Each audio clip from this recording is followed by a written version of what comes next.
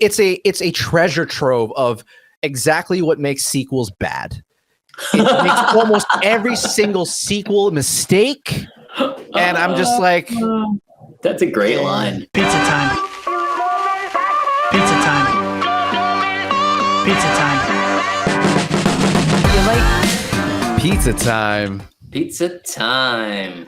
Alex, before I ask you how we are, okay, I just first wanted to give the RIP to Mr. Lance Riddick, man. Oh, what a bummer this week, dude. If you haven't heard, guys, Lance Riddick, the actor, the guy from, I'm sure you know him from what, John Wick, The Wire. The Wire.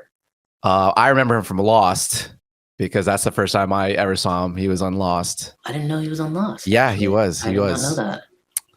And I really loved him. I thought he was he kind of played a bit of a character actor, but overall I still thought he did a great job in like everything he was. It's like, what fucking crazy, right?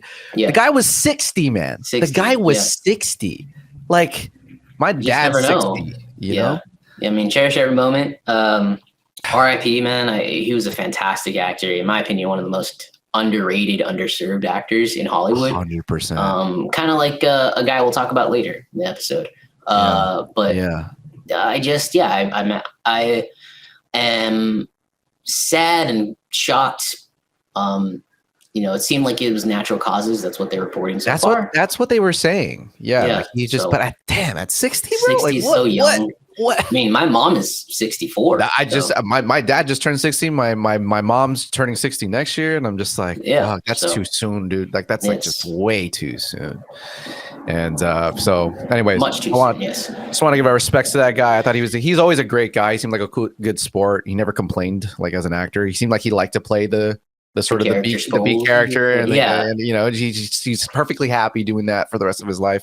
And I wish I could play the clip. I was gonna play you this clip of him on Eric Andre show. Plus, you've never seen the Eric Andre show. I've never seen an episode of the Eric Andre show. No. It's just a great clip. I'll show it to you afterwards. Anybody who knows what I'm talking about, you'll know what I'm talking about. But I'll show you afterwards. I couldn't get it working, sorry, but it's this fucking awesome clip that just goes to show. Because if you know what that show is about, it's just a silly, ridiculous interview show, very abrasive, and he plays it off just great. He's a good sport. So, anyways, RIP to that. Lost a great actor this week. Thanks, thank you. Train. Sorry about that. Let's honk. It's a train. There's a train. There's train tracks. There's a train going by. I just imagine the conductor sticking his head out. Yeah, man. Yeah. Boy. All right. Well, let's start off the episode. Yes. This week we got some news. And busy week. There's a lot of news this week. And then we're gonna get into our headline of the episode, our Shazam Fury of the Gods review. But before that, we're going to talk some news. So here's what's in the news today. We didn't cover the Oscars, which happened last week. So we're going to do a little chat on that. Just some thoughts. I think, Alex, you said you had some thoughts. Interesting. I have some thoughts. Yeah. Okay. I have more of a question for you. You have a question. I like it. Yes. Because I thought I watched it and I went about as like what I thought it was going to go. And, it's what we expected. No slaps. It's what we expected. No slaps. So I went as expected, which is nice. Okay. Right. Then we're going to talk a little bit of MCU news here. This headline that you wrote down: MCU for the next 65 years? Question mark. Yes, as always, what Kevin Feige's doing. Kevin Feige is just inflating the idea that perhaps we will never escape, not just the MCU, but perhaps superhero movies in general, which I believe. I mean, that's not wrong, but I don't think it's. I think it's wrong. I think it's wrong. I'll tell you right now. You think it might go down one day? It's going to go down just like the westerns did, maybe. And we're going to see like one a year. Like it is literally history is repeating itself right now. I mean, I don't think you're wrong, but we'll get into it. I don't. Okay. And then we got some bad news over well, it's not like Star Wars hadn't had some bad news in a long time, but Mando viewership down a spike or a harsh valley in the viewership on Mando. Yeah. Whoa! I wasn't expecting this sharp of a fall. Neither was That's pretty crazy. We'll tell you the number when we get there. But that's wild. And then finally, we have some news that we just caught on yesterday, which is wild to me. But there's some Avatar 3 placement yes. news. This is crazy. Yes. Apparently, maybe more than just a 3-hour movie. Perhaps, I don't know. We'll get to that in a second. But that was wild. That's some wild news from them. But also not surprising. They need something on Disney Plus, I guess. I think it's a bit surprising, and I think it's okay. Yeah. Well, we'll see. Let's get into it. Let's get into it. And before we do, we'd like to remind you guys. What was the number, Alex? But not everyone subscribed. Y'all are watching, but we get it. We get it. We get that sometimes. 60% of you, 60 are not subscribed to the channel. 60% of the people watching the videos, liking the videos. We're getting a lot of likes, getting a lot of engagement. We love it. Thank you so much. But hey, there's some distance between all of us, so you can't hear you can't smell when the pizza's done. But we'd like you to know when it is. So if you like and you want to support, please hit that subscribe button. God, I feel like such a classic YouTuber saying that. Apparently you have to ask. You do. This is why people ask, I guess. It is. But we do greatly appreciate it if you would and hit the bell. Obviously, if you want to get notifications as to when it goes up. But we really appreciate you. Thank you guys so much for watching. And we just want to keep going. So hit that subscribe button. Yes. All right. So let's start it off, huh? With the news, let's cover Oscars. So Oscars happened last Sunday.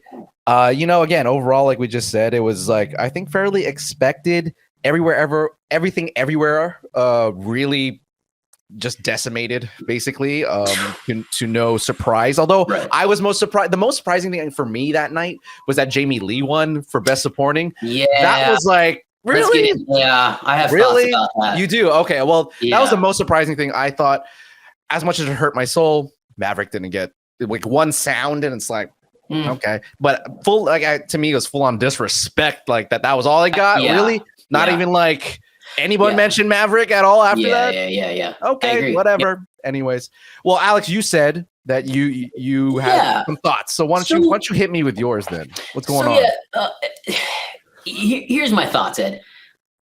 I feel that my question to you, let's frame it as this: did Everything Everywhere deserve everything? Did it deserve all the awards? Now, look, I'll give you a spoiler alert. I don't think it did. Look, personally, I think Stephanie Sue should have won over Jamie Lee Curtis. I don't think, which is Everything Everywhere. But as much as I loved Ki Hu Kwan in the supporting actor role, and in that role, I think Gleason should have won for Banshees of Inisherin. Oh, interesting. You thought Gleason should have won. Yes. I'm surprised by that, actually. That you thought he should have. That's okay. Keep going. I think in terms of editing, I think Top Gun Maverick was a better edited film. I agree with that. So that's where I'm at with that. I think that a lot of stuff should have. It seems like every year they fall in love with a movie and they just give it all the awards. But what do you think, Ed? You're not wrong. I think there's obviously a bit of snowballing effect that happens, especially when a movie has such a presence throughout the year, which it did.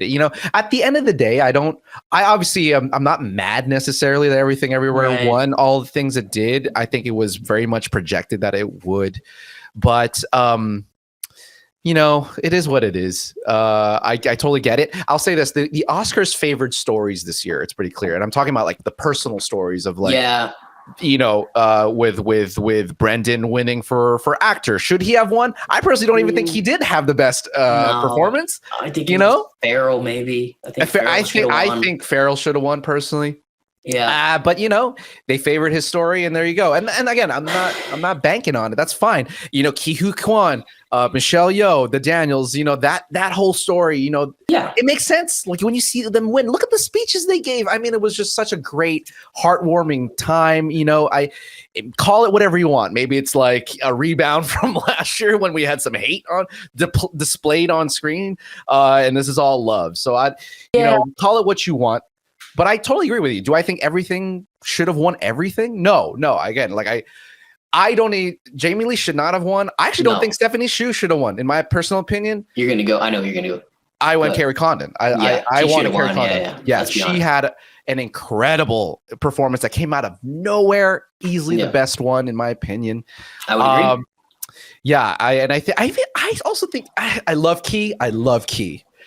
but I don't think he had the best. I don't think he had the best supporting for male. I really don't. I don't either. Michelle Yeoh makes sense. Yeah, Michelle Yeoh's the one I completely get behind. I can get behind directors. 100%. The Daniels, yes, absolutely. But the rest, I think it should have been some more. I don't know. I just feel like there should have been more variety, man. Like, ironically enough, yes. Yeah, like I don't know. I hate the Oscars with a passion. It feels like it's just like this group of people that is all a bunch of friends, and we're just gonna vote for what we like. We're not gonna actually recognize. We saw what we called one of the best movies we've ever seen in our lives last week, called Three Idiots. Yeah. It wasn't even nominated for an Oscar. RRR was only nominated for one Oscar. The editing in RRR is better than the editing in Everything Everywhere. Hands 100%. down. Although I will say that I want to make this clear. I believe they did not. Correct me if I'm wrong. I have to look this up. But I don't think RRR was submitted. It was not submitted by India. Well, there you go. That's the problem. You know, we can't fault for the Oscars for that then. But no, they still your could point is what I'm saying. Oh, true. You're right. It would have been submitted for only international film. You're right. They must have been low. Like, well, if they're not going to bother, then fuck it. You know what I'm saying? Like, there's a tinge of laziness in the Oscars even there because again, it ends up seemingly like a high school voting for your student body. At the end of the day, it's just like a little looser than we think. Yeah, it's we a bunch like of friends voting for their other friends, and I just don't like that. But again, I don't think Everything Everywhere. I'm not saying it wasn't the amazing movie that it is. It is an amazing film. It is. But I think there should have been I think there were better winners that were ignored because Everything Everywhere was a nice story. Well, newsflash, the Oscars don't get it right. It's just how the Oscars is. Never gotten it right. It's typical. It's typical. That being said, I didn't see any huge violations. You know what I'm saying? There wasn't egregious what the no, there was none of that. Most of these I understand. So, great points. The one thing besides Jamie Lee was the largest one. In which case, if that's the largest, that's the biggest. I completely agree. Jamie Lee is the biggest one. Whatever. I'm not gonna lose sleep. You and I would put Stephanie Sue above her, and you're right. Carrie Condon should have won. Carrie Again, I just I don't know, man. Every year I see the Oscars and the lack of they refuse to recognize any sort of blockbuster film anymore. And it didn't used to be like that. But it's here, we're going to draw a line. If a movie makes over $1 billion, we're not going to fucking recognize it. We're just going to say, you know what, go over here. It's so ridiculous. The concept is so silly. ridiculous. Yeah. No, it is really silly. And I really thought this was the year that perhaps it may not happen again. That's what I'm worried about, is that something like Maverick happening again is just very unlikely. But who knows? I don't know. There's a resurgence in great film, it seems like. But who knows? But it's just, I know how hard it is to make a movie like that, and it's one that was so beloved by everyone. Yeah. Everyone. No one hated that movie. No one had any complaints about Maverick. And it got sound. Dude, I think it should have, at the very least, out of respect, even, it should have gotten a screenplay. I think I totally thought it should have got a screenplay. I thought it had the best screenplay at the very least. I agree. What an incredible screenplay! Seriously, man. Joseph Kosinski wasn't even nominated for Best Director. No, I didn't think. Once that came out, I was like, fuck. Okay, well, people were fine. I saw articles were Tom Cruise snubbed showing up to the Oscars. I was like, Tom Cruise has made it clear he ain't about the Academy anymore. He's not about the Academy. Yeah. And if there's any head in Hollywood that's on the right shoulders, it's fucking Tom Cruise. Yeah. And he was not disrespectful about it. He's just like, look, I'm gone. I don't have to do that. I agree. And let's be honest here. Hollywood and Oscars. Oscars don't need, Tom Cruise doesn't need the Oscars. The Oscars need Tom Cruise. The Academy needs Tom Cruise. Hollywood needs Tom Cruise. And that's it. That's it. And not giving any sort of recognition through any of the award shows, the Globes, the whatever, the SAG Awards. None of that stuff was recognized. And it's just no, and that's a great point. And what's weirdly eerie about this is that it's starting to feel like they're going out of their way to ignore Tom Cruise. right? They are. You got Fallout, you had Maverick, you have all these incredible films that he's producing. Not only that, he's making them bank. He's perhaps not solely responsible, but largely responsible for the resurgence of movie going again, especially last year. It's like, what the and then nothing. You just hear nothing. Yeah. Completely agree. Except from the fans. It's like, what the F, guys? Like, really? The two films I truly believe are responsible for cinemas coming back and having the big resurgence are Spider-Man No Way Home and Top Gun Maverick. Yeah. People went to go see I know more. Like, listen, obviously I've seen Top Gun Maverick way too many times. I was on a plane home from Italy last year and I watched it 4 times. Okay. So it's unhealthy how much I like the movie, but I know other people who went to go see it several times. Like people who are not, they're just common movie fans. And they said, I loved it so much. I went to go see it more times. And like, just to ignore stuff like that is silly to me. Yeah, like, absolutely. Just like movies aren't just these like great dramas. It's more than that. And your Oscars is supposed to be a celebration of all movies, but all I see is that. Like, and I don't know. I think there's a story here. I think there's a tinge of he's the last true movie star. He's a not relic, but he's a he's a relic from an old time from Hollywood. Maybe it sounds like he's old or anything, but like he's a shining example of how Hollywood used to be. Yeah, and if the current contemporary Academy recognizes that, they are somewhat admitting to their failure or perhaps their lack of in their current state. Yeah, the lack of evolution. Yeah, correct. Yeah. So I think there's that. I think there's maybe a possible story brewing under there that they just will not, admit to. And, it is Hollywood and probably never will. I just want to get back to recognizing amazing films for being amazing films. I agree 100%. I think we've lost. We've lost that. We've lost the path of why we go to the movies. What is, what should be considered movies that we should look up to, it sucks. I think, Kimmel even had a joke at the top of the Oscars, I think. I didn't watch the Oscars. I don't give a shit about the Oscars. I didn't watch the Oscars either. But he apparently had a joke saying, oh, there's not enough women recognized in the category. And I'm like, for one fucking night, can we just love movies? Can we just stop? Can we just stop with that? Yeah, I get it. It probably isn't enough women. But, well, maybe step up your game. I just what I'm saying. Do you have you guys ever thought that perhaps there just wasn't any women who were good enough to be in that category? Like, do you guys forget that we have standards? And if you thought that women were good enough to do it, they should be able to reach it. They are. And you guys believe it. I believe it. Yeah. So let them go. Like if it's gonna happen, it will happen. No one's saying they don't believe it. Right. So just because it's not there doesn't mean that there's this like silent agreement that women suck. It's like no, they just look. There wasn't that movie this year. There just wasn't. Maybe next year. If you so need somebody, like, look, let's see if fucking Elizabeth Banks gets noticed at the Oscars next year for its incredible Cocaine film. Bear, because it got great reviews. So, let's see. What do we know? Just see. Apparently, we're wrong about that movie. Balls in your court for that recognition, guys. But apparently, you can pull your pants down, take a shit on a lens, and that's art now. Fucking A. Oh, what a the amount of people that comment, I like Cocaine Bear. Oh, fuck off. No, you didn't. No, you did. There's nothing to like about that movie.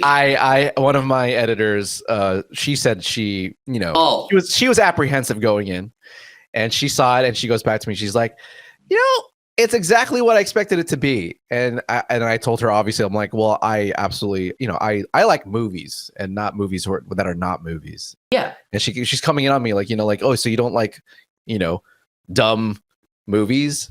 And it's like, no, I literally just said that's not the point. We watched in the last few years. Yeah. But guess what? The Meg has. It has good story. It has characters that you like. Yeah, there's a point. As stupid as they are. I mean, there's a point. But this movie's not a movie. Okay, no, we need to recognize this. We cannot keep lowering the bar just to let inclusion in. That's not how it works. Just make better shit. Like that's it. That's the mic drop. You should have ended it right there. You can't lower the bar just so we can have inclusion. No, that's but not. Nobody's saying that. My hand looks giant. And that's what we are. Wide angle lens. Yeah. Let's see. Look at this. Look at this hand. Yeah, look how big my hand is because of it's a wide angle lens. We are not high. We don't smoke on pizza time. Hey, bubbly. We're growing. We're bubbly. Ooh, we're growing like on. those. Yeah. Hey, we're growing on YouTube. Bubbly. Want to give us a sponsor? I drink so much of this shit. Send it over. You can only have a Disney mug. Put it down. Disney's not sponsoring us. They don't like us. I'll drink as much of this shit as I have to. Do you know what that's from? Wayne's World? No. Oh, that's a good one though. That's a good one. Yeah. Rush Hour 3. Why would someone reference Rush Hour 3? Rush Hour 3. That's me. It's the French guy. The French the taxi guy. Yeah, see, you know it. There you go. Yeah, see, I knew you get it. This is why we have a podcast. This is why we have a podcast. All right, let's move on. Let's move on. You're getting sidetracked as hell. What's next? What's next? Next on the news. Let's go to the MCU. Oh, and Kevin Feige. Can we just talk about this very quick? Because I'm kind of getting sick of it. So Kevin Feige comes out and says, "Yeah, we have enough shit to do the MCU for the next 65 years. Yeah. I'm pretty sure I will be dead by then." Which is the only saving grace I guess I could think of. Right? 6, 7, 8, 9. I mean, I don't know. Maybe advancements in medical. I could be like 95. I guess. Well, I hope I'm dead by then. At this point, I really do hope I don't live. Who knows what we're you know. Then. But that's what he said. And you know what, man? I'll start off with that.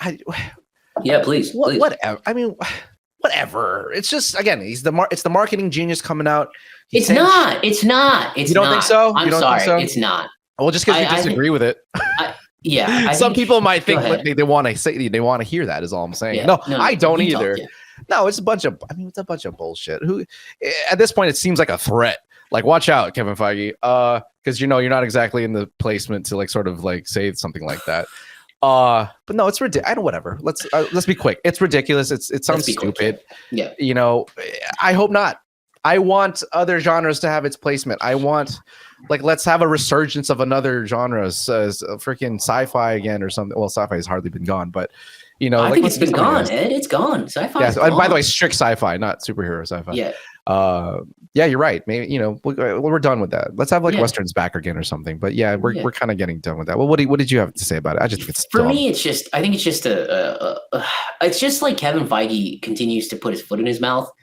At this point, dude, just go home and be quiet. Let the MCU settle, because every time you do this, you bring the MCU back to the forefront and how ass it's been for the past several years. That's true. And that's my point. Just stop talking about it. Look, if you want it around the next 65 years, great. Will it be? Who freaking knows? Do we care? Not really. But you can't stop putting it front and center, because you just need the people to rest on the MCU. It needs to go away for a little bit. And this is a massive MCU fan saying this. It just needs to just relax for a little bit. You need to stop doing interviews. You need to stop promoting the films. Just chill out, because it's been so bad recently that people are tired of it. And if you don't learn your lesson from past Hollywood, the golden age of Hollywood in the 60s, it was dying. The musicals were killing the industry because it was all musicals, and it had to get reinvented. Westerns started to die because they started to become bad and bland and the same thing over and over again. And you're on that border of where you're crossing over into that. So you just have to just let it relax. That's my whole point. Just stop talking. Just let it be, dude. Stop. Absolutely. Tired. But as we've talked about too, I feel like perhaps hopefully Iger is helping that happen. Yeah, where maybe we're pulling back a little bit, which is good. It's hardly, but remember, Iger's only around 2 years. He said he's only coming back for 2 years. I mean, he's going to be raking in $30 million a year, so I'd probably say an extra year. Okay. But he's only around 2 years, and then from there he appoints the next guy. So whoever the next guy is, and just make it be appointed by Iger. Yeah. Get somebody to counter Feige and just be like, yo, we got to fix these movies. We got to fix our shows. Then we'll be okay. Yeah. But, again, it's you can do it. He can do it. He's done it before. You can do it. So, well, let's see what happens.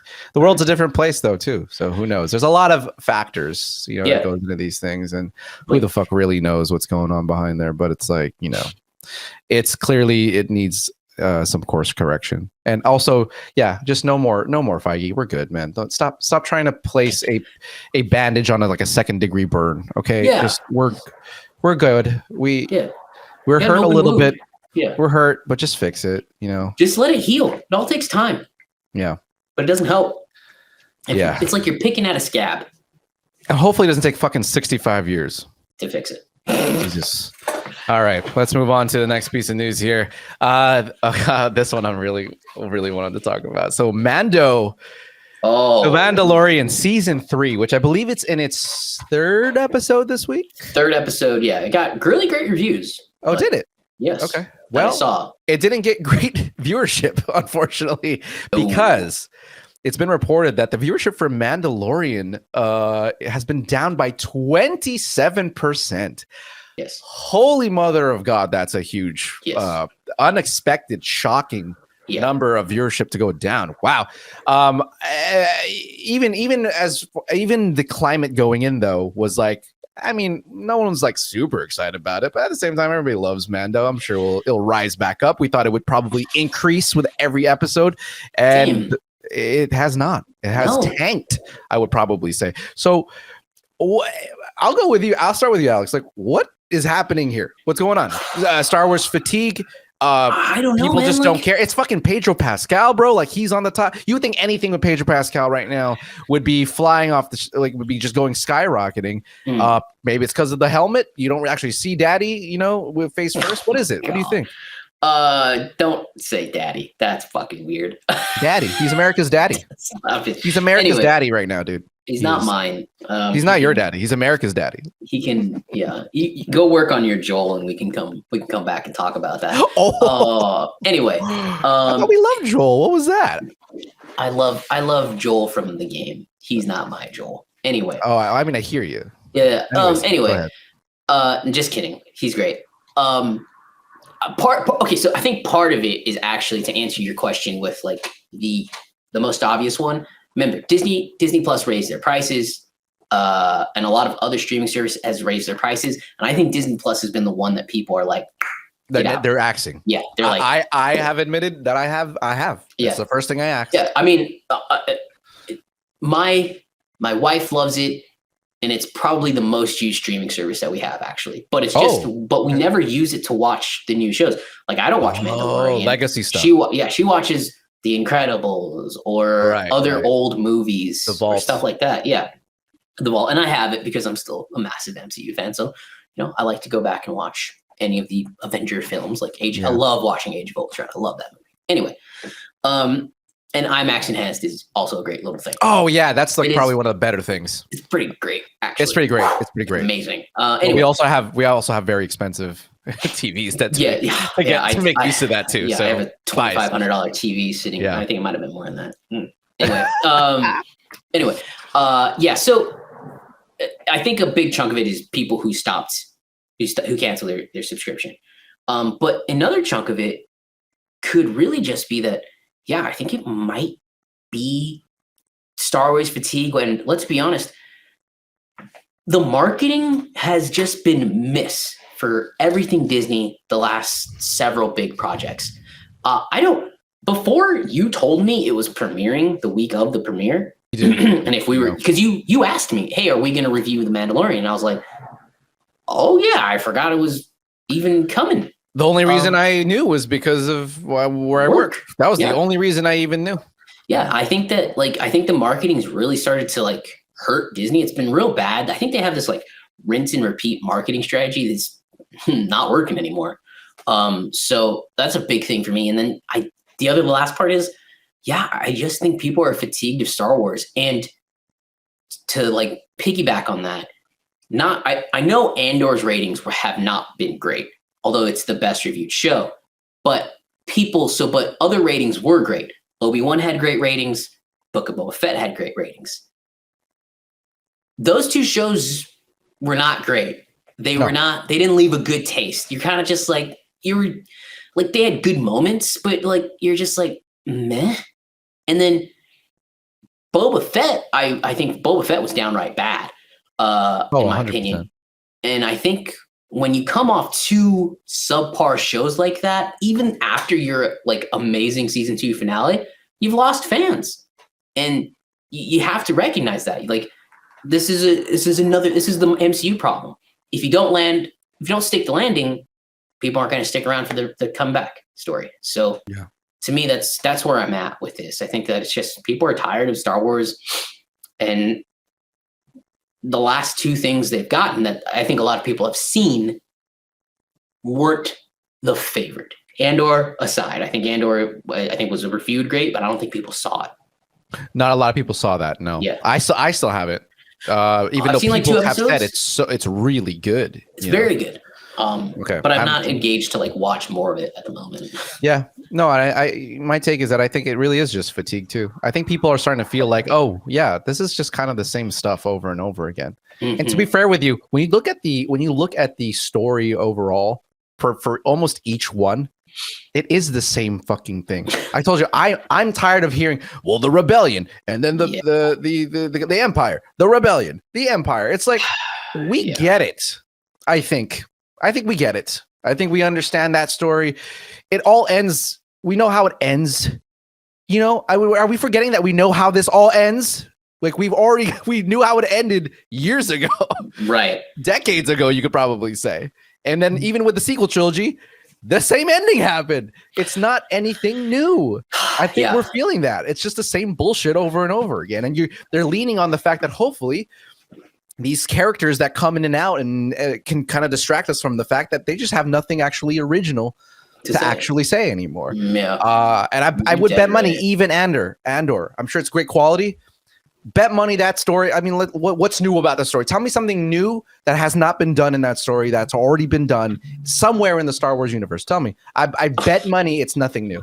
Bet money. I don't know. I can't give you an answer on that. I don't really know. No, not you. Anybody. You go ahead. Anybody. Comments. Just tell me. Yeah. Prove to me that there's something actually narratively different about that show, and I'll give you $5 or whatever. But I would bet money that's not.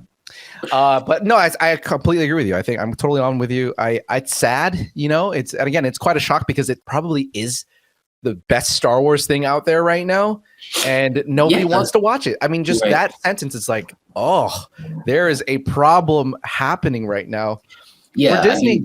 I mean, it's just. I think it's another thing that I think is interesting. I think it's just over marketed and over merchandised in terms of like. Everywhere you fucking go, you see Baby Yoda on a mug. You see Baby Yoda on a T-shirt. You see Baby Yoda at Disneyland. You see Baby Yoda on a car. Like it's just like I think it's just all oversaturated, and people are like, "Meh, I'm over it. I'm good." Yeah, and let's not forget, Baby Grogu is still just a. Like he's a baby. He's not like a full character. Like he doesn't even say words. No, there's nothing there. Like how long can you keep this going for him to be cute? How long was the cute work? So it's hard not to see that perhaps like most of the only reason that, you know, Grogu is even as big as he is because it kind of swooped in that crowd that doesn't really care about Star Wars all too much and is like just needing a reason to watch it with their boyfriend or whatever, you know, just be a part of the zeitgeist in some way. Yeah. Because like, look, I love Baby Grogu, but sure, okay, like I can't have a conversation about him for any longer than maybe 2 minutes because he's a baby. He hasn't really contributed anything to anything. So it's like, you know, anyways. Yeah, no, man, I completely agree. It's getting to the point where it's oversaturated everywhere you go, and you haven't made enough forward leaps to make it memorable. New. And I think they need to scrap it. I've said this a billion times. Let's get out of this. Let's get out of this galaxy. How about that? I mean, hey, go to the adjacent galaxy and let's I'm sure there's some crossover shit there, but like we need new characters, we need new planets, we need new. I don't want rebellion. I don't want fucking rebels or galactic empire. I don't want none of that. I don't want to see stormtroopers. I'm done with stormtroopers. The jokes have been done. I'm done. I don't give a shit about them anymore. I would agree with that. I'm done with stormtroopers. Let's fucking change it all. Sith, Jedi. I'm done. Let's just make something new. You know what's funny? I remember this around this time a year ago. We were talking about good old Boba Fett, and you were so stoked about Luke Skywalker coming back, and you're like, look at this de-aging. He's so good. And I was so adamant. No. I told you I like the tech. The tech was well done. Oh, yeah. No, don't try to cover. You're like, put Luke Skywalker and other stuff. And I was like, no, absolutely not. And here we are today, where you're saying, yep, it's time to go and get out of this. You got to get something new. I mean, I don't know. Maybe not. Maybe we're wrong. Maybe legacy Star Wars fans love it. We aren't that. We want to see something new. Yeah. I think it's a cool universe and thing that we live in. And yeah, I guess we'll see. Let's see what Zack Snyder's Rebel Moon is about. See if it's any good. Yeah, that actually looks pretty interesting. Yeah, I mean, I have my. Well, it's just been a long time since Zack Snyder has made anything particularly good. Is the problem? So yeah, I mean, that's the big issue for me. Yeah, I mean, the Snyder cut was a little bit overrated. Didn't need to be 4 fucking hours. Definitely overrated. I mean, I think it was like on the teeter of like rated. What's the word? What's the term? Properly rated. Because it's not like it exploded or anything, but people were just happy for a second, and it's like, I was happy too. That Flash scene made me cry. So whatever. Anyways. Oh yeah. Well, actually, wait. No, we need to cover this next piece of news first. Okay. It's all Disney, man. This is just like, Avatar 3. Oh, I forgot about this. Let's just really quick talk about Avatar 3. There was this news that came out yesterday saying, I don't know what the source is, by the way. You correct me because I forget what the source was, but it was all over, IGN was posting about it. Apparently, Avatar 3 is looking to be released on Disney Plus as a 9-hour limited series. I'm not sure also whether it's not very clear as to whether or not that is the strict way it will be releasing. Like perhaps it will no longer be an in-theater movie, or that it's a version of that movie where it's 9 hours. I'm like, well, shit, man, 3 hours versus 9 is that's a big difference. That's very different. So the news is weird to me. I don't really understand it, in all honesty with you. But the fact that you got 9 hours for one movie, dude, slow it down. James, slow it fucking down. Like, I don't know if anyone's looking for 9 hours of Avatar for one go. Again, you know what I'm saying? I agree with you. Yeah, chill out, James. But also, I think this is all just bullshit. There's no way. There's just no way. Like, Avatar 2 is the 3rd highest grossing movie of all time. Disney needs winners right now, period. Everything they've put out in the last 2 years has not met expectations. Every single movie. Ant-Man and the Wasp is going to lose like $300 to $400 million. Yeah, it's a huge loss. Like it's not good. I read an article that Guardians is not tracking very well. It's not. That's surprising to me. Yeah. Actually, it's not tracking very well. Disney, I know Disney Plus is very important to Disney, but Disney Plus does not make a bunch of money. It's just, that's how it is. No. But it takes like a decade for a streaming service to become profitable. If this is true, it would be the dumbest thing in the world, because you're going to release the 2.5 hour cut in theaters and it's going to do great. So nobody's going to watch a 9-hour series. I wouldn't. I love Avatar and I wouldn't watch this. So who is this for? Yeah, I don't know. It's a very unprecedented move. It's very odd. And based on the initial report made by Jeff Snyder and John Roca, it is supposed to be in conjunction or after the main movie comes out. The idea is to release the 3-hour original cut of the movie and then release this on Disney Plus, which is 6 hours longer. It's weird. Yeah. I don't quite understand this. No. But I would probably put my money on I don't want that. That seems way too much. It seems like a desperate move at this point if it's actually true for Disney they're just like looking at every shining thing that they get, little hot coal that they get, and like putting all chips on it because they're a bit of they got some holes in their ship. Yeah. Right. And like we talked about this a couple weeks ago when we were saying the MCU is dying. Like, Disney is panicking. Yeah. They should be. Yeah, they should be. Look, they announced Toy Story 5. They announced Frozen 3. Zootopia 2. They're going back to these old IPs to what they think they know and hoping that will work. The Little Mermaid is the most disliked trailer, I think, in like YouTube history. Oh, yeah, sure. Disney is panicking. They are like, uh-oh, what the fuck are we going to do? Stop being fucking woke. Well, yeah, that would help. But also, a 6-hour extra cut of Avatar on Disney Plus is not going to grow subscribers. It's not. Yeah. You have to give people something new, something fresh. For Jesus Christ, go back to the 90s. Give us like a 2D animated movie directly on Disney Plus. That'll get people into it. Yeah. This won't. And all these sequels won't. So yeah, I don't know, man. It just seems like a...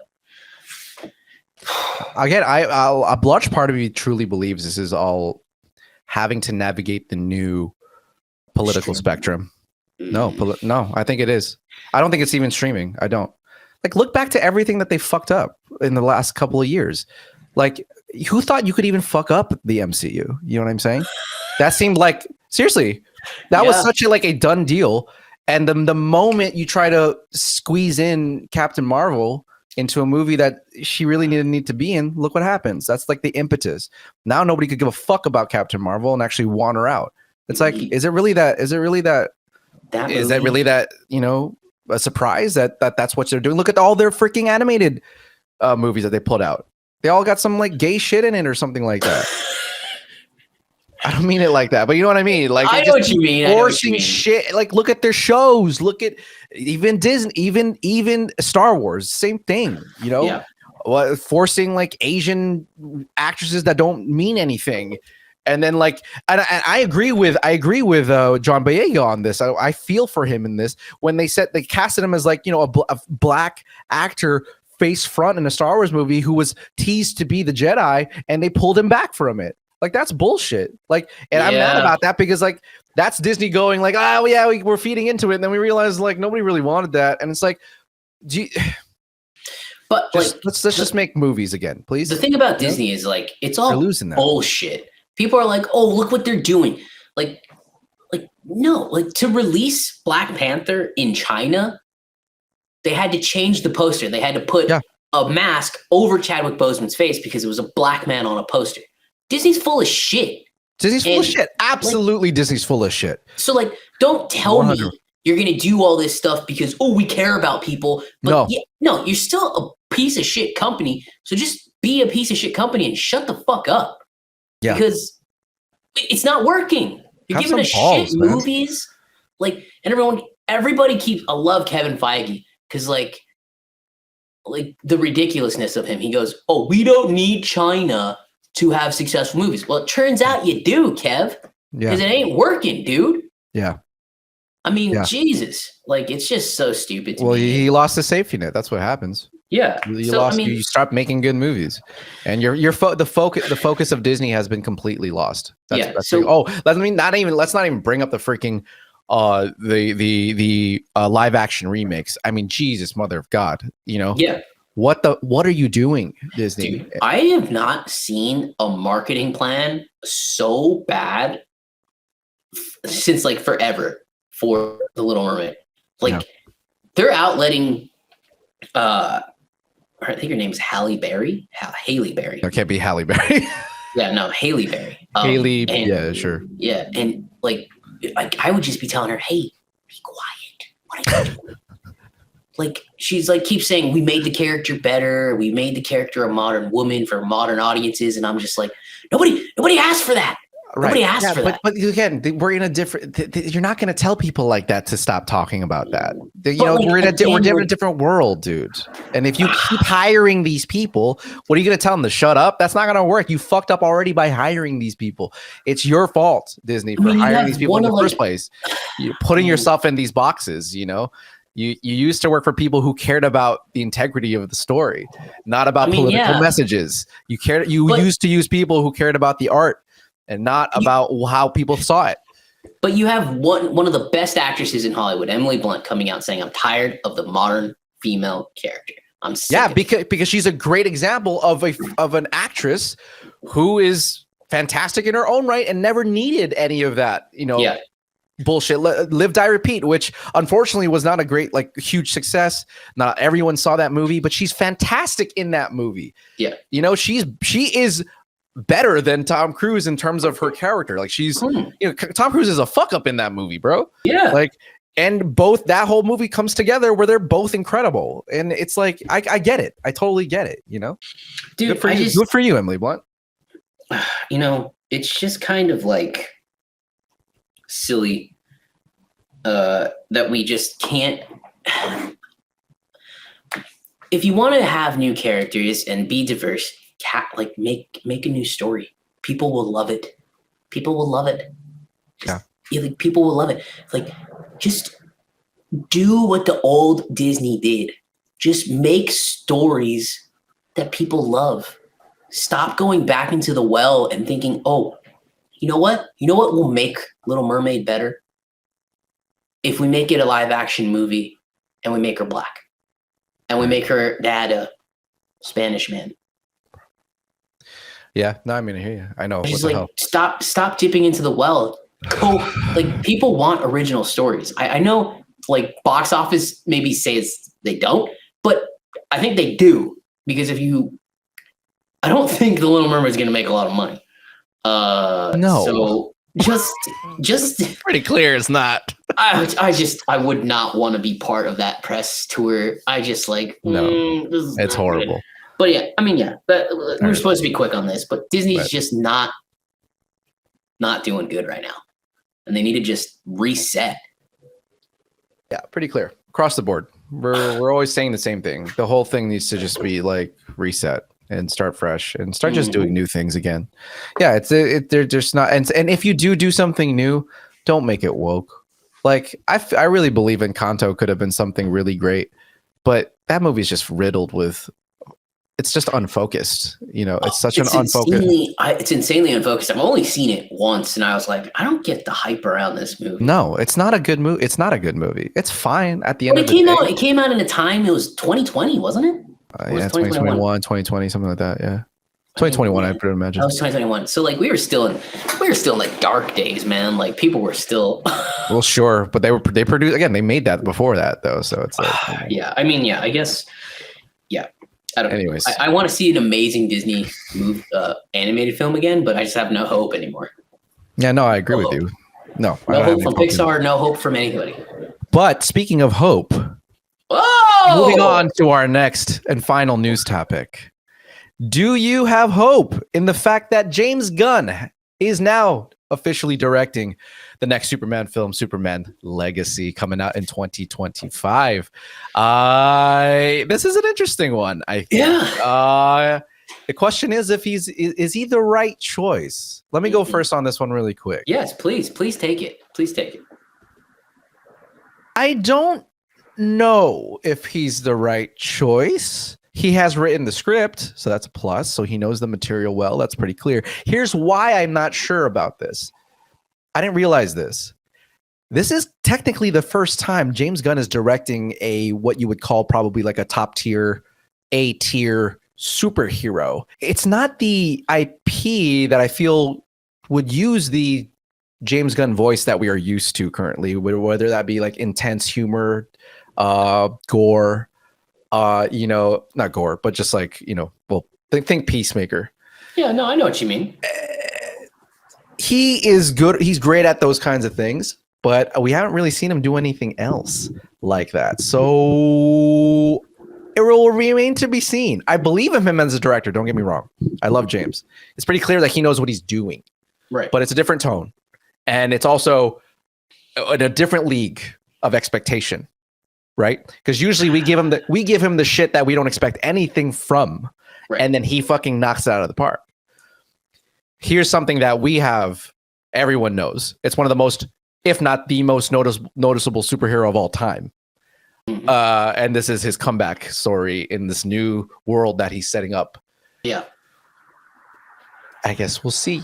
Yeah. But I'm not completely confident. What do you feel about it, dude? I'm on like the side of it was the wrong choice.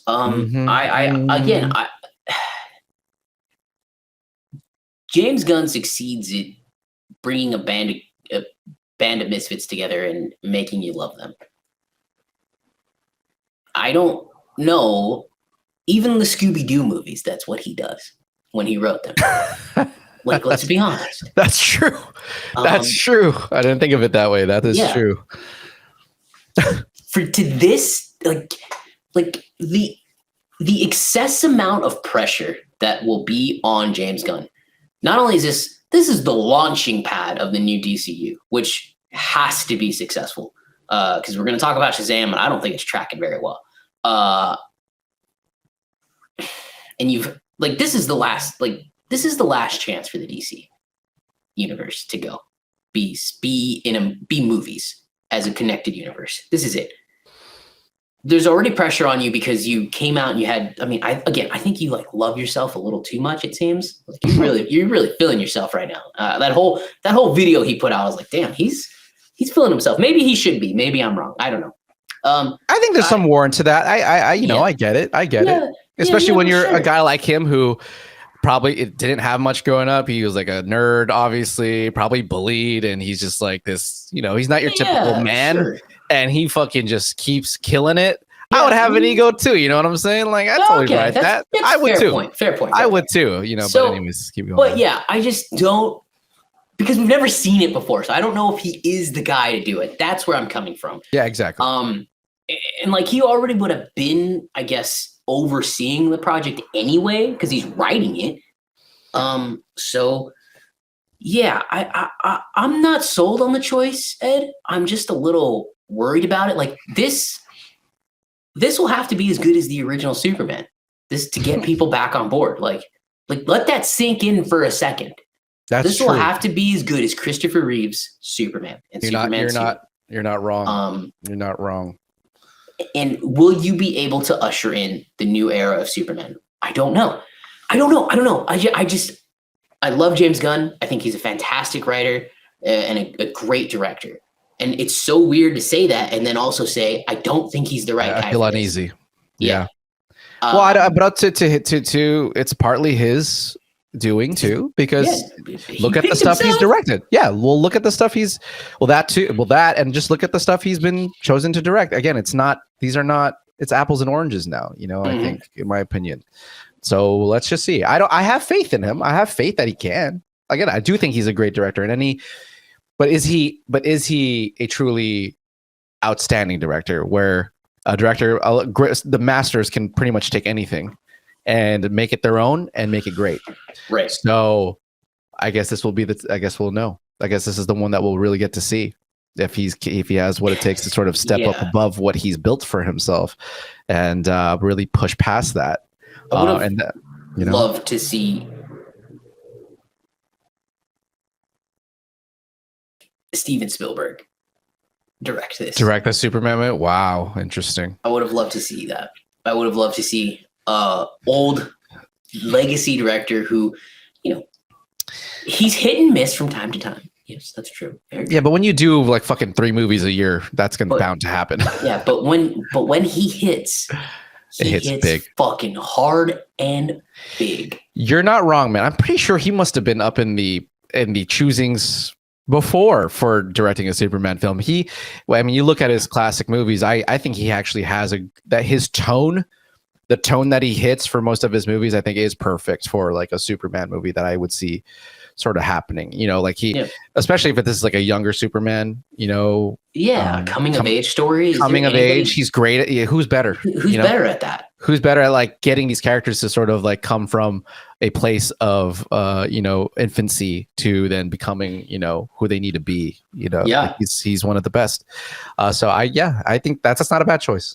But would he do it? Doubt it. No. Doubt it. I mean, I don't know. Yeah. How do you even get Steven Spielberg back? I mean, damn. Steven Spielberg would have been amazing. But yeah, I guess, look, James Gunn, he's a very talented person. Obviously, I'm making fun of him for filling himself a little too much. But as Ed said, I probably would be too. So yeah, I don't know. I guess time will tell. Time will tell. He's going to do it. So. Yeah, we have 2 years till this movie comes out. So yeah. By the way, this is a little heartwarming message that I didn't even realize this, but when he tweeted out to confirm that he was a director, and this is what he had to say about it. Yes, I'm directing Superman Legacy to be released on July 11th, 2025. My brother Matt told me when he saw the release date, he started to cry. I asked him why. He said, dude, it's Dad's birthday. I hadn't realized. So that was some really sweet poetry, I thought. So, there's that behind him too. He's got a little bit of his own personal stake into this movie doing well. So let's see what happens. Oh boy. Yeah. But still, oh boy. Yeah, let's hope it's great. But yeah, maybe we should jump into some reviews. Let's do it. Let's continue on with the DC talk, the DCU talk, because now let's get into our Shazam: Fury of the Gods review.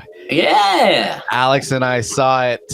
Well, you saw it yesterday. I saw it 2 days ago. I actually caught it Thursday night. By the way, fuck Hollywood for saying like movies open on Friday. No, they open on Thursday. Thursday, please. There's a full slate open on Thursday, starting at like fucking 3 p.m. Like that's well a Thursday slot. So what the fuck? Anyways, movies open on Thursdays now. Absolutely. But yeah, we caught this movie. It's the kind of the first movie back for the DC since last, and also the first in the interim of this awkward DCU transition, whatever ether we're in right now. And that being said, it's one of those things where I went into this movie with two modes of thought. The fact that, one, I really loved the first Shazam. I think the first Shazam was one of the better DCEU movies out there. I think it got its tone right, and just made for a great time. And so I wanted this to be good because I just liked the first one. The second mode of thought was, this movie is gonna be the start of what's happening. I'm hoping it should answer some questions as to like where the hell we're going in this transition. Time out. What's up? You went into the thought of thinking that this movie would have some sort of effect going forward. Like you thought to see that it could. I mean, it definitely has the potential. I mean, because who knows? Well, look, at this point, like there were some surprises in the movie. That's surprising to me because interesting. Because you're the opposite. I'm the complete opposite. Here's the thing. I don't know. Like, but at the same time, stuff happens in the movie, and I'm just like, okay, interesting. There's a particular cameo. Well, it's not even a cameo anymore. If you've seen the marketing material, you know that she's in it. Yeah. What the fuck's up with that? What the hell does that mean? You've been saying all this stuff, and then you're okay showing this character. Anyways, we're gonna get into that. But first of all, quick review from me. I really didn't like this movie at all. Wow. I was pretty much done with it in the first like 20 or 30 minutes. Never really picked back up for me. It's really not a good movie, mostly because like, what the fuck's the story? It doesn't do good throughout any of its characters. There's so many characters, and I just don't think it really had the time to spend on, even Billy himself, Shazam. I felt very hollow. The whole family, like I felt I knew them in the first movie more than I did in the second one because I didn't really know how to focus on anybody. The daughters of Athena are there, and like, okay, they're just kind of regular villains. I'll say this: Digimon Hanzo, I did not know was going to be in this movie as much as he is. He's probably my favorite part, just because he's in it a lot more, and he gets some good one-liners in there every once in a while. I was like, cool, I like that. I like him. He's very cool. Mostly because he can really easily be put as the BC character. He's like, he shows up for a second, you go, that's that guy, and then he just disappears forever. So I'm glad they gave him more time. But same. Some good things I could say. The CGI was great. It looks good. It's a good looking film overall. I thought was fine. That's really it, man. Everything else about this movie, it's a treasure trove of exactly what makes sequels bad. It makes almost every single sequel a mistake, and I'm just like, that's a great line. It just is. It just makes every mistake a sequel could make it becoming absolutely terrible. Right. And mostly feeling like this interim of like, well, we kind of just had to have a sequel because y'all kind of liked it, which, the first one didn't even make a lot of money. So it's just mostly for this universe building. So I did not have a good time. I wanted out. And to top it off, I saw it in 4DX for the first time. Why would you That do is that? atrocious. Because it was the timing. The time, like I saw it at 7:10. It was like right timing. Otherwise, I had to wait till like 8:30 for the next showing. And I just wanted to get it out of my way, bro. 4DX sucks. I'm sorry. It's like having a toddler on your back screaming that they want candy and food for an entire movie. I hate it. And if you like it, good for you. But fucking A, it's like, it's a terrible experience in my opinion. Anyways, Alex, I hope you had a better time, even incrementally, from the time I had with this movie. What did you think of Shazam: Fury of the Gods? First of all, if you like 40X, that's your thing. Great. But it's definitely not our thing. If I want to go ride Star Tours, I'll go fucking ride Star Tours. I don't need to be sitting in a 2.5 hour long movie, like fucking moving around and thing. What the hell is going on? I don't need to be doing that. For 40X, no. Thank you. Holy it's a shit. Terrible invention. I kept slipping out of my seat. I thought there's no seat belt. Literally, after every major sequence where you're doing this, I'm like in my seat like this, and I have to push myself up. I'm like, what is going? Anyways, keep going. Anyway, I did not dislike the movie as much as you did. Okay. I'll start there. Is this movie, as you said, a treasure trove of sequel problems? Yes. Oh yeah, a massive treasure trove of sequel problems. It's like as far like plethora. Yeah, every fucking sequel problem is in this movie. But yeah, I didn't dislike it. I had a somewhat better time watching it. As you said, Digimon. Last name? What's the last name? Digimon Hansu. Digimon Hansu. He was fantastic in it. He gives his all, as he always does in every role. He was fun. I think partnering him with Freddy was funny. You know, he kept getting his name wrong, called him Jeff, called him Frank. It was funny. Like that was probably the better part of the movie for me. Like every time they were on the screen. That relationship worked really well. The Daughters of Athena, I was like, what the hell what is the point of these villains? I don't understand what they want. What do you want? I'm not gonna from a story perspective, I was like, what do you guys want? Leave us alone. I feel like there's somewhere out there, which is really weird to say, because I'm gonna bury it right now. Somewhere out there's probably a longer cut of this movie that actually makes more sense. I agree with that.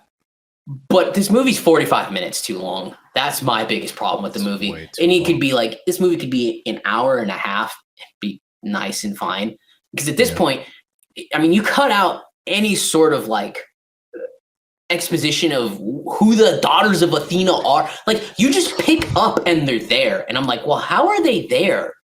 I don't understand. And really something that would have fixed it amazingly is just starting the movie off with the scene where he breaks the staff, and then their dome goes away, and they're like, "We're free." That would have fixed so many like exposition issues off the bat. Because like you're just like, who the fuck are these people dressed as warriors, Spartans? What is going on? They did a horrible job with needing to explain what was going on. So much so that nobody knew what the fuck was going on. Yeah. Like that's how bad the writing for this movie is. You had like 3 or 4 scenes, extended scenes where they needed to explain like who these people are. And at some point you're going like, you lost it. I'm done with it. Like, why did you feel like we needed to know every little detail about these people? We don't give a shit about what their powers are and how they work. It's like it's just magic. Who cares? Right. And I remember leaving the first one going, yeah, that was really fun. That was really good. That was really unexpected. David Sandberg did a great job. I agree. But my one thing about the first one was, but you've got 6 superheroes now in one movie, maybe 5. I don't know how many kids there are. I forget. Whatever. You are not going to be able to balance that in a sequel. You're either going to have to take their powers away and keep them away, which you kind of They kind of played with that a little. But it's like. But see, that's a great point though, because like that took a lot of attention off of Billy as a character. That I was about to. Go ahead. Yeah, Billy, that's how I felt. So like Shazam, my biggest problem with the film is it's too long. My second biggest problem with the film is Billy's pushed aside for characters that essentially I don't really give a shit about. You gave us Billy and his story and his heartbreaking background in the first movie. I kind of care. I do kind of care about Freddy because he plays that character really well. But other than that, I don't care about the rest of the siblings. They had maybe 2 lines in the movie, in the first movie. Like I don't care about them. I want to know Billy. I want to know why Billy is struggling to be Shazam. Also, sequels, for the love of God. After somebody gets the powers, can we stop having the typical sequel that goes, "Do I deserve the powers?" Yeah. You don't need to do that. We get it. They struggle with powers, but like, come on, let's do something different now. But yeah, I did enjoy it. With all that said, with all those gripes, I did enjoy it more than you did. I'm not willing to say it's like the worst superhero movie I've ever seen. I'm not saying it is. It's not the worst I've ever seen. No. Yeah, I'm gonna say this. I actually kind of enjoyed it more than I enjoyed Ant-Man and the Wasp. Whoa. Yeah, I actually did. Shit. I will say Ant-Man and the Wasp is probably a better movie, but I actually enjoyed this one more. I'm actually shocked to hear that Yeah, because in my mind, I would definitely rather watch Ant-Man and the Wasp than this. I'd rather watch this again. Wow. Thought, some of the kids, they are. I'm actually pretty shocked by that. Charming in their performances, and I do like Zachary Levi quite a bit. He's not a great actor, but like I think he's good enough. He doesn't play the serious part too well. But yeah, for me, I think that like the action was good enough, the CGI was good enough. It was just good enough. It was an exceptionally good enough film. Like it was just all well. Hey, this movie is going to bomb. Oh yeah, no, it's not going to make money. No. $30 million. No, it's not going to happen. It. Yeah, they knew it. They knew it the moment they had to put fucking Wonder Woman in the trailer spot. They knew it. Like that's one way ticket to being like, okay, we're desperate. We need to have our cameo in the marketing. Yeah, you're done. You're done. Yeah. You're done.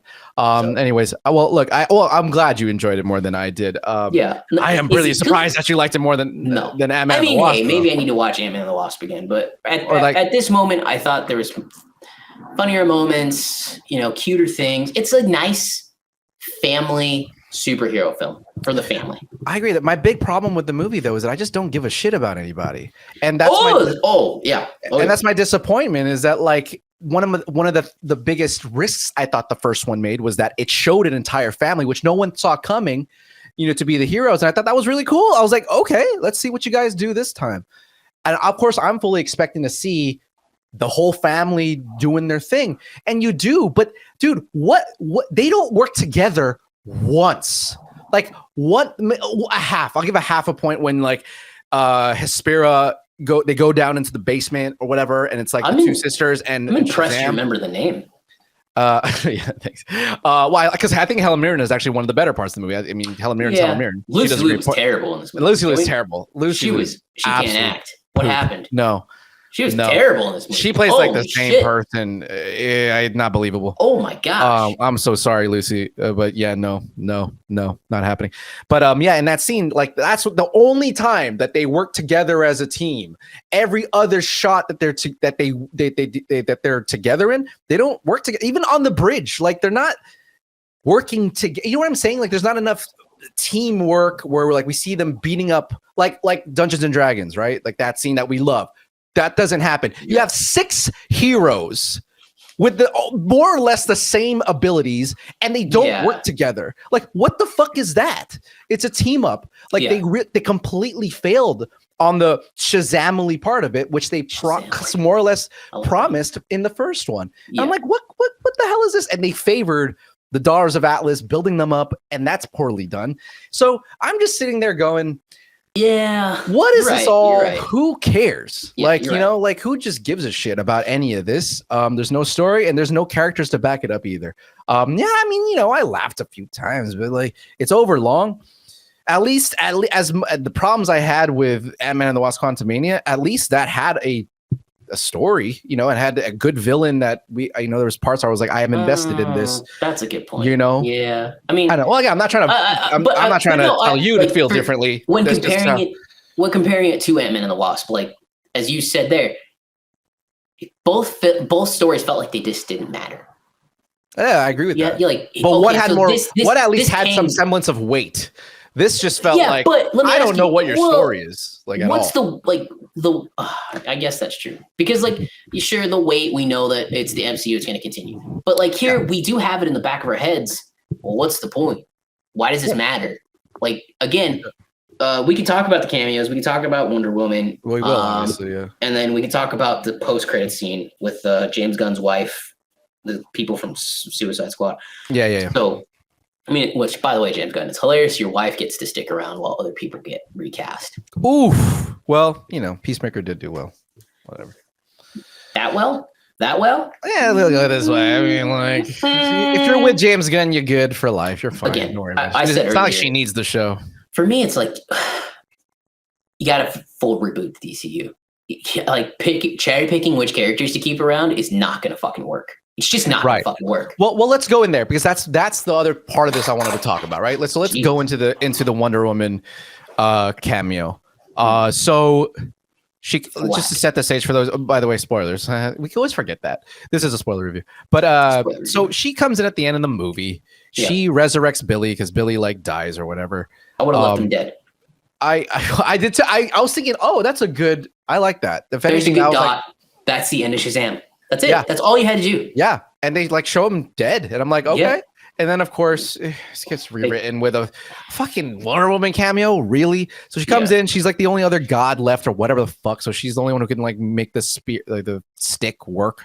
And then she just, he gets, he has a little Evil Dead moment or a Night of the Living Dead moment, like classic. Mm-hmm. Comes back. He's alive. They have like a cute little like, hey, do you want a date moment or whatever? And then she leaves. Yeah. So my question is like, okay, James Gunn and friends, what the fuck does that mean? You're telling us like there's no Wonder Woman 3. For all we know, Gal Gadot is like, well, that's very in the ether right now. I'm not even sure if they've talked to Gal Gadot, sorry. And now she's in this movie. So what are you telling me? Like, because classically, historically speaking, you're telling me she's possibly moving forward. That's what I feel like you're telling me. But at the same time, you're also haven't said shit about, Wonder Woman 3 or any Wonder Woman is not even slated for any movies in the DCEU, at least in the current slate, except for that Themyscira show. So maybe that was a little bit that you were trying to give us a hint. But I look at this going like, I'm more confused. I don't know what the fuck's going on. I don't know what you're trying to fucking tell me. Was the Wonder Woman move just to get us in the seats and then you're just never going to mention her again, or what the fuck? So I'm annoyed, obviously. Alex, if you can't tell, I'm very annoyed. So if you ask me, what did this movie do for me in moving forward in the DCU? It just made me more pissed off. And let's talk about it all together. And then you had the mid-credit scene where the Peacemaker guys come, as you said. They mentioned the Justice Society, which was in Black Adam, which was terrible and tanked, and they're not having Dwayne Johnson back. So you're keeping that part of the story. You're not keeping part of the story. You're keeping these characters. You're not keeping these characters. I want to shoot myself. Alex, what are your thoughts on all of that they dropped? Because I don't know what the fuck to think now, man. I don't know. Okay, so I remember we had this conversation because you were pretty much this upset. Episodes ago, many episodes ago. I was, I'm frustrated. And I had this because you were like, "What does it all mean?" And I had this conversation. It means nothing. All it means this, nothing, huh? In my mind, I said we're probably gonna have some cameos in it. Obviously the Wonder Woman, but in my mind, I was like, it means nothing because again, as I said before. Wow. They're doing their best. We talk about marketing and Kevin Feige being great at it. Right now, WB is just mastering marketing. They are killing the marketing for The Flash. And basically, they're very careful saying that it's just the marketing for The Flash is, the best movie they've ever seen. They got this great quote from Tom Cruise saying he got it from the director and, he saw it. And he loved it. And he called the director and said it's amazing, right? So, for me, this movie means nothing because I don't think Zachary Levi's sticking around. I don't think anybody's sticking around. This Aquaman means nothing, and even Flash means nothing because I think they're being very careful. Oh, Flash resets the DCU. No. They're just saying that right now because it's going to maybe. But at the end of the day, it all means jack shit. Okay, look, I don't disagree with you, especially now at this point because I want to shoot myself. But like, then why have the scene at all? You could easily not have the scene at all. If you're not going to have Zachary Levi come back, if you're not going to have the Justice Society, so why even put it in? That's my question. They left it in. So what? They wanted to see how. At this point, like it's just for whatever. Was done in December. Yeah, I mean, the movie. But you could. It's a mid-credit scene. You could do that yesterday, and it'd been no one would notice. So that's my question. I mean, at the end of the day, you're probably right. You are probably right. They're just trying to keep. I have all these questions. Like, then why? Why even have that scene where? You just literally could have cut it out yesterday and then it's the same. It's just all the same. So it's like, why? Why tee that up? These are supposed to tease us to the future. And if they're not a part of the future, you could have easily just cut that out. Easily. Not even a problem.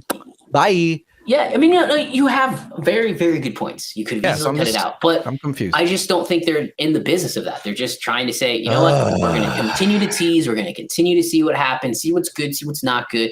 You know, the movie I'm most interested in seeing, obviously The Flash, is more so Blue Beetle. We've heard nothing about the movie. We've gotten like a poster, comes out in August, and there's not even a fucking trailer for it. We're in middle March already. There's no stills. There's nothing. There's not even. There's not even. It's like Thor: Love and Thunder. Yeah. Oh, that's a bad. Oh boy. But yeah. So like for me, I'm just like these movies don't mean anything. Even my mindset going into The Flash. I don't think the movie's going to mean much going forward. But WB had a terrible year financially last year. They need at least one or two of these movies to hit and hit hard. The Flash, all signs point to The Flash grossing $1 billion. The Shazam 2 was always going to lose money, I think, because Shazam 1 lost money and they gave it a sequel. I agree with that. Like David Sandberg did a great job, and then this time, obviously, I feel so bad for him. I don't know what the hell happened in this. I mean, why do you feel bad for him? He made the movie. Because it doesn't feel like I don't feel like he made a movie. I mean, it's clearly not like the first movie. Like he's a very talented director. Yeah. It also, even the first one, he's already sort of like, cause we've met him before at like Comic-Con. He was very anxious about even doing this, and they get him on for number 2. Maybe that was part of the contract. But like you watch this movie and you go like, dude, you're better than this. And like now this is not going to do well. Then he's going to have 2 movies under his belt that didn't perform, and he's a great director. He did a great job on the Annabelle movie, and I don't know. That's why I feel bad. That's all I'm saying. I just feel bad for him because like I know he can do better, and it's like I think this was all just he's part of the world. He just caught in the whirlwind of like what this all was, and I just feel bad for him because I know you're definitely not wrong. Yeah. Yeah, for me. I think to wrap up this movie, I don't think we need to shit talk it anymore. Yeah, no, I think, but like this movie could have been something that was fun and short and simple, and it just got lost in all the characters and all the, awful villains. Just like useless. I don't understand like what was the point. A better movie would have been just not have them. And make the drama about like, I don't know, Billy again and his family, like just confliction between like how do we make this work as like a team, that'd have been way more interesting. Yeah, I mean, because there's good themes there, like Billy not wanting to be a burden to his adoptive parents because he, look, I had a little heart moment in that scene too when his mom comes over and he's like doesn't call her Rose. Really, like, Billy, yeah. But let's not forget. That was built off of like a half a second scene in the beginning of the movie. That's all you got. Yeah. Like what the fuck? It's like, whoa, okay, a lot of meat there. Like, where this is gonna go. Okay, I agree with you. I do feel bad because there's parts of this movie that could have been great. And again, like if you just cut the movie out, cut all the bullshit of the what's it called? The Daughters of Athena, whatever the hell, Athena. Taste the rainbow. Yeah, come on. Oh, I thought the Taste the Rainbow thing was cute. It's cute. It's cute. It's just useless, but it's cute. Cute. You know, it's cute for like again. But by the way, just really quick. Apparently, there's like this. Is there a convention of unicorn lovers that I don't know about? Because like there's a family behind me who will, like, when the mention of a unicorn in this movie, they freaked the fuck out. I was like, what? Ed, Do I know something about unicorns? I don't. There is I miss a something. book series. There's a 5-series book series that Olivia read when she was a kid. I did know something about unicorns. About this like world of unicorns and how unicorns are the most ferocious, scary monster in this like in these realms. She read this. She was telling me afterward. There's just like I can't remember the name of the unicorn books, but yes, Holy there shit. is some sort of like thing like that. Wow. I'm glad that you affirmed that for me. Yes. Okay. So that's real. That's a real thing. Okay, good. That is a real. I'm looking thing. up unicorn books right now. That's probably the wrong thing to look up. I don't know what it was called. Oh, it's definitely Thelma the Unicorn. That's what it must be. Yeah, No. Thelma the Unicorn. She still has the books at home. I mean, I don't think she's. Okay, so there is a secret lore of unicorn and affinity for unicorns that we have no clue. We're not part of. Okay. Because like, thank God, because it was almost like a cult moment. I was like, wait. No, it's a thing, man. It's a thing. By the way, here? Speaking of bombs, in the box office, Olivia and I were the only 2 people watching this movie. No, The entire theater. Yeah. Wait, what time were you watching it? 4 p.m. Oh shit. Okay. Oh yeah, bro. On a Friday. Damn. Yeah. Son. Damn is right. Everyone's just ready for John Wick Chapter 4. I think so. Yes. Everybody's ready for a massive. No, this movie's gonna so sadly fail. Yeah. I don't want feel, it to. But no, you don't. I feel bad for it. You know, I mean, really my do. Scream 6 review. I saw that at 11 a.m. Ed, I saw Scream 6 at 11 a.m. Yeah. It was almost full. The theater was almost full. Yeah, man. I hate to see it. Again, I was pulling for the movie because I liked Shazam 1 and I like the directors and I like everyone involved. But unfortunately, I just couldn't really attach to anything, unfortunately. Yeah. Again, I'm glad you did. Dude, I think you said it perfectly. It is the problem with sequels. It has every problem with sequels that you could ever imagine just stuffed into one movie. I think you hit it on the head. It was brilliant. Didn't even hit me until you said that. And I was like, it's true. Oh. Just every single problem that a sequel could have, it just does it. Like almost with a chip of its shoulder. It's like, we know what we're doing. Fuck it. Like, you know. I mean, like let's have Hespera just have a dragon's tail fucking go through her chest, dead center, and like she can still live for like, I don't know, 34 an hour and help out. I don't know who. Freaking A, man. Like, I mean, it's just that was just so ridiculous. Not a great superhero movie. Again, there's moments that I'm more okay with it than you are, just in terms of like a easy watch. But yeah, in terms of like what it means for the DCU or anything like that, it means nothing. It's all fairy dust. Yeah, just fuck it. None of this matters. No. Once Superman Legacy, that's where that's what we should be looking for. Superman Legacy launches a new DCU. I don't know if anything will come before it. You get an entire year off of DC movies next year after 4 this year. So enjoy the time off. And I don't know, man. I'll say this. There's one thing that I did actually like, and if the rest of the movie was good, I would have been like, okay, that's an awesome little ending. The post-credit scene, the very last post-credit scene. That was fun. Oh, I forgot about that. With the worm. And, I was gonna call him. What's his name? Mark Strong. Mark Strong. But I don't know his name. I don't know his name. Yeah, I forget. I don't know his name. Yeah. But I love that. Like the fact that it built off the last post-credit scene and it's like basically the same, and they make a reference to the fact like, yeah, you're just gonna have to wait 2 more years to see the next movie about what the fuck this worm is. Yeah. I thought it was really fun. That made me go like, huh, okay, that's fun. That's fun. I like that. If the rest worked. If the rest worked, I've been like, Yeah. that's a great ending. And it's still a pretty funny ending. But, I thought that's just a clever idea. I just liked it, Yeah. Let's just make the same one that we had last time. Yeah. I mean, and tease people yet again and call. He's like, I'm a fucking caterpillar, bro. What do you think? You think I'm like flying around the place? What do you think it took you 2 years to get me back here? It's like, Dude, fucking, that's funny, It's funny how like this movie was so long, but there wasn't really one super cool moment in it, and how little story you got of anything. I can't think of a one singular like. The beginning of the movie is just done completely wrong.